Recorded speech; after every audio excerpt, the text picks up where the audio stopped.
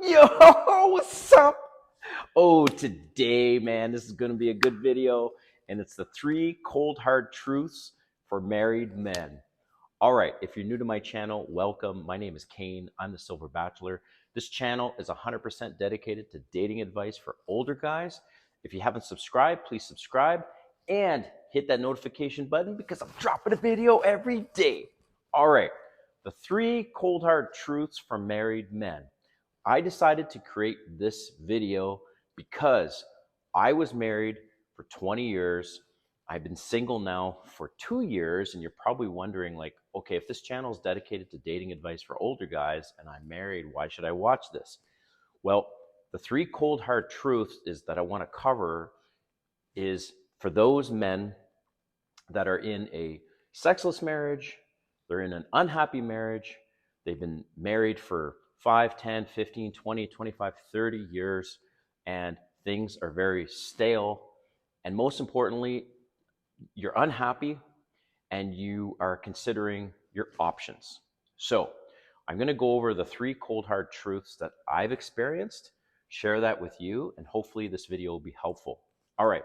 Number one, I totally understand how you might be in this position where you're absolutely in need of feeling desired, in need of feeling appreciated and wanted, and perhaps your wife is not giving you those things, and you are now considering a divorce, a separation, and you are fantasizing about dating, right? Well, I will tell you this: dating right now is not for the faint of heart, and you will get your ass kicked. So, I look, I was married, right? And single 2 years. Look at me, right? I have worked on my body. I'm in pretty good shape. I'm average or better than average in looks. And I'm telling you, man, I literally got my ass kicked for the first 6 months of dating. I still come across some situations where I'm completely shocked. I recently ended a situation where she was a covert narcissist. This was like my first time encountering this. I did a video on that, so just look for the video. My girlfriend is a covert narcissist, and I'm telling you, man, be, being single is wild. It is crazy out there, and all the more reason why you need to watch videos like this, educate yourself, especially if not only do it help you have game in your marriage and maintain a masculine frame, maybe even try and improve things in your marriage, but most importantly, if you end up leaving the marriage, man, I cannot stress enough the importance of watching as many videos on YouTube around this topic and being single and dating and tips and texting. What should you say? Where should you go on your first date? What are women looking for? All these things, man, because it will improve your situation, because otherwise you will get whipped around left and right. Women are savage beasts, okay? Like, it is just in their nature. And the single ones, oh, wow. So I'm just, the number one cold hard truth is that being single is not for the faint of heart. And I just want to forewarn you of that. Number two, it is not cheaper to keep her. So one of the reasons why you're probably in this marriage or you're in this situation and you don't want to leave is because you're thinking of the money, right?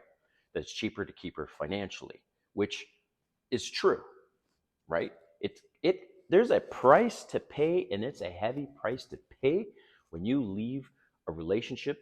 And that price, especially if you're married, that price could be 50% of everything you have. You could be paying spousal support, you could be paying child support. That price is heavy to leave.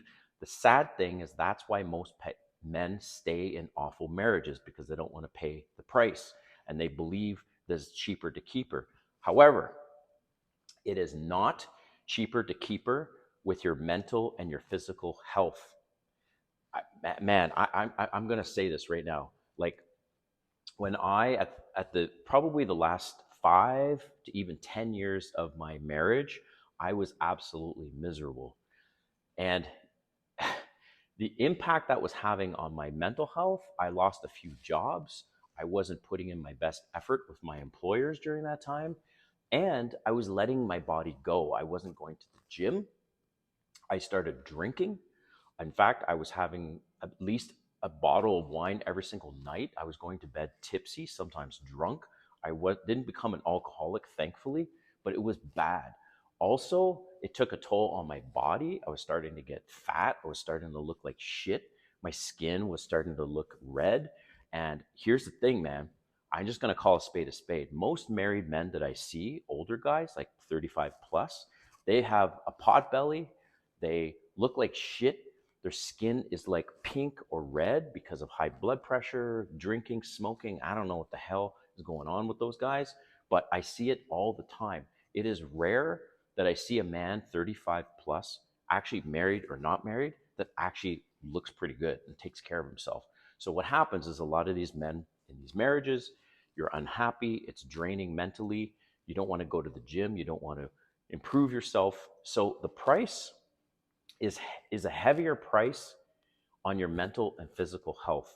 And I will say this, that if a prisoner, right, was given a 25-year sentence and the prisoner's lawyer came to them and said, look, I know you just got this 25-year sentence, that sucks, but I'm able to work out a deal, a plea bargain deal, where I can get you out in 5 years.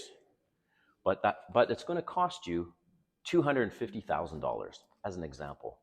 And based on the fact you don't have a job right now and you've been arrested, it could take you basically the rest of your life to pay that off. How many prisoners would not take that deal? I bet you every single prisoner would say, oh, hell yes. Instead of being in jail for 25 years, I can get out in 5 and I have to pay this fee for the rest of my life. Sign me up. Right? So this is what I'm saying, guys. Like, stop convincing yourselves that the marriage is worth sticking it out with if you're fucking miserable. You can't stand it. You're not getting any sex. You're getting fat. You look like shit. You're smoking. You're drinking. All these things. You pay that price. Get out. Be free. And move on and take care of your mind and your body. I'm telling you, man, I am in such a happy place now, way happier than when I was married. I'm not saying that you shouldn't work on the marriage, fine, but it shouldn't be that difficult. A relationship should not be that difficult where you have to keep going to counseling and keep working on it, because I'm going to tell you this, and this is a segue into the third thing, right? So the third cold hard truth is this, that once a woman checks out, it's over. And when I say when she's checked out, there's 2 signs that she's checked out. Number 1 is the kissing has changed. You're no longer kissing in the way that you used to kiss when you were dating and at the beginning of the marriage. You're just getting a little peck on the cheek or on the lips. If that changed, that is a clear telltale sign that she's already either beginning to check out or she's already checked out. And then number 2 is it's a sexless marriage. She doesn't want to have sex with you anymore. You can't reverse it. It's over. Like, you guys need to accept that the marriage, from an intimacy standpoint and just overall, it's done. She's checked out. Once a woman checks out, she's gone. So now that I'm dating, I pick up on these things so damn fast, man. So, for example, I had a second date with this woman. This has happened to me twice in the last 2 months. I've gone out on 2 dates with a different woman, right? And I felt like it was appropriate for me to go in for a good night kiss after the first date, which I'm not shy to do that. So I go to, it's a good night kiss. I go to kiss them and they kind of pull back a bit. All right, fine. I will let it go the first time. Second date, same thing.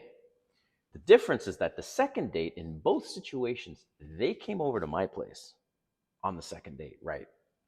And they come over to my place, we end up cuddling on the couch. I go in for a kiss and I get the same thing. I get the cold shoulder, essentially. They give me a little kiss and that's it. So in both of those situations, I spoke to them about that afterwards. And I've said, hey, look, um, are you okay with kissing? And they say yes. And I say, hey, it seems to me like you're not into me. And then they will try to explain, well, I don't want to kiss. And then we end up making out and having sex, and I'm not ready for that. Okay, fine. But I say to them, look, you're making me, I'm feeling rejected. And I'm feeling like now there's going to be a power dynamic. I tell the women this. Now that there's going to be a power dynamic where you're going to now use this um, basically against me and control how much we're kissing, whether we end up having intimacy, and I don't like it. Because I say to them, normally I'm able to have a passionate kiss within 1 to 2 dates, and this now it's a second date, and the, the, I don't really understand.